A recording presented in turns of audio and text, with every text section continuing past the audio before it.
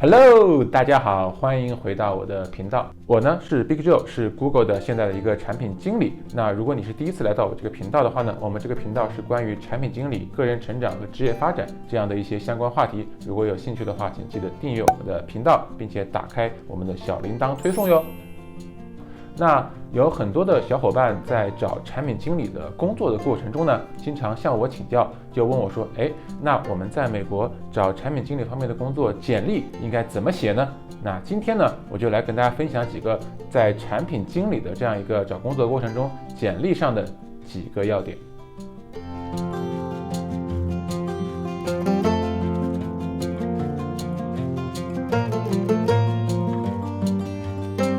第一个要点就是什么呢？要强调产品相关经验。那这句话呢，听上去是一个巨大的废话。就比如说，如果你是产品经理，你要写我是产品经理；如果你是产品经理的实习生，我是产品经理的实习生，对吧？这是废话。但是很多人呢，他其实是有一些产品经理的经验，比如说他自己怎么样呀，做了一个小小的项目。比如说他自己有一个极小的一个学生的一个社团里面的一个事情，也可以跟产品经理相关的一些事情。再比如说，有的人呢，他是专门会去外面去参加一些这种产品经理相关培训，那培训完了之后呢，也会有这么一个小型的一个产品经理的这样一个项目给你做，等等之类的。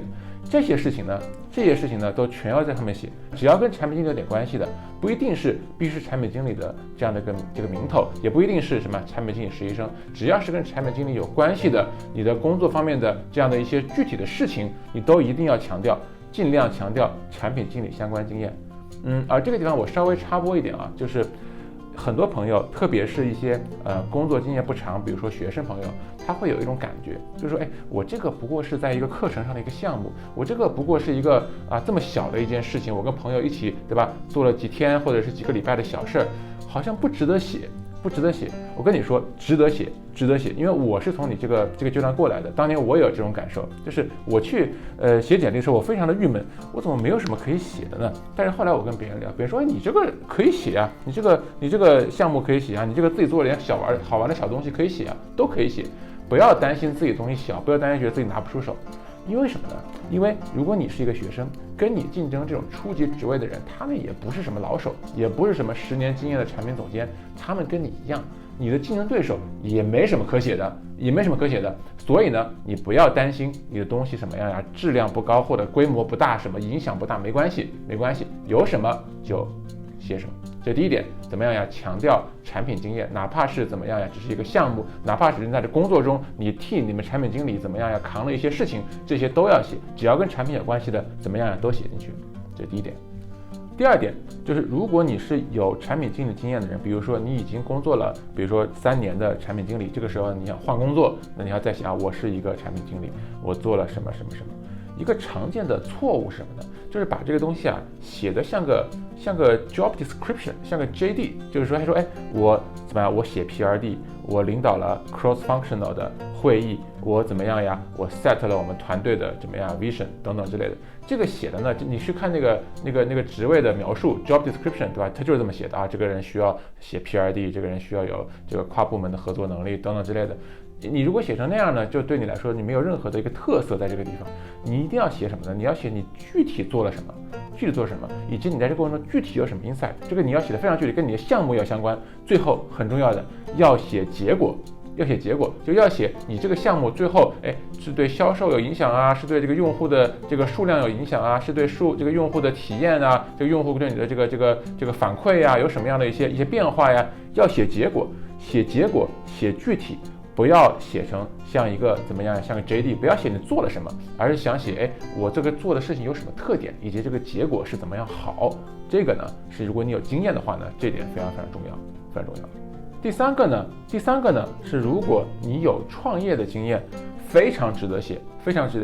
很多公司招产品经理都非常喜欢有创业经验的人，哪怕是一个失败的创业，哪怕是个失败创业。如果你是个失败的创业，你上面写我是管理了一个怎样的一个项目，这个项目有什么样的一个结果，然后呢，我有什么样的一个学习，在过程中我有什么样的一个收获等等，这都是非常好的经历。而且呢，我们一般认为有创业经验，特别是自个儿创业这样的人，不仅仅是帮助别人创业的人，这种人呢，一般都非常有很强的自我驱动力，往往有怎么样呀，在这过程中有很强的一个领导力。所以呢，创业经验非常值得大书特书在你的简历上。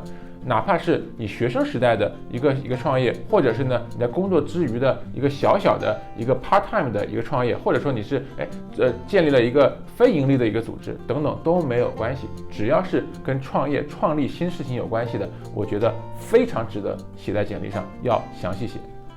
第4点呢，就是如果你有技术背景，比如说你以前做过一段时间的工程师，或者哪怕你以前学过一些计算机的方面的课程，对吧？这个要写一下。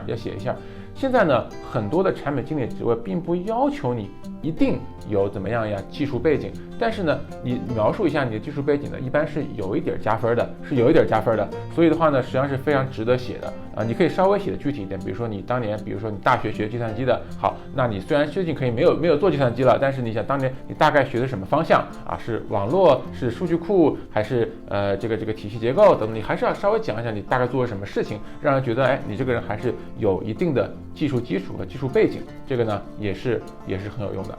好，总结一下我刚刚讲的4点。第一个，强调产品的经验，哪怕是一点点也要强调。第二个，写产品的这样的一个体验的时候呢，要写具体一点，不要写的像一个职位的描述，要写你具体做了什么，以及有什么结果。第三个，如果有创业的背景，一定要大书特书，哪怕是你只是建立了一个新的一个组织，也怎么样呀，非常值得写在里面。第4个，如果有技术背景的话，也要好好的把握，把这个东西写在里面去。最后呢，就是什么呢？就跟企业简历没关系哈，但是呢，在整体找工作的这样一个求职的过程中，写完简历之后呢，千万不要直接扔，一定要怎么样呀？尽量去找人给你内推。这个我可能说1万遍都怎么样呀？都不为过。你如果在网上去网站上不搭投一下的话，石沉大海的概率是非常非常大。这个不管你是学生还是已经有工作的这样的一个人士，尽量，除非你实在找不到人内推，你再做这种事情，否则的话，一定要尽量的找人给你内推。好，那我们今天的节目就到这个地方。如果你对这个话题有什么见解，比如说你觉得产品经理的简历应该包含什么样的内容呢？请在我们的留言区告诉我们。那我们这个频道呢，是分别在 YouTube、在哔哩哔哩、在喜马拉雅这几个平台上呢，怎么样发布？你搜索大舅 Big Joe 呢，都能够搜到。好，那我们怎么样呀？就下次再见，拜拜。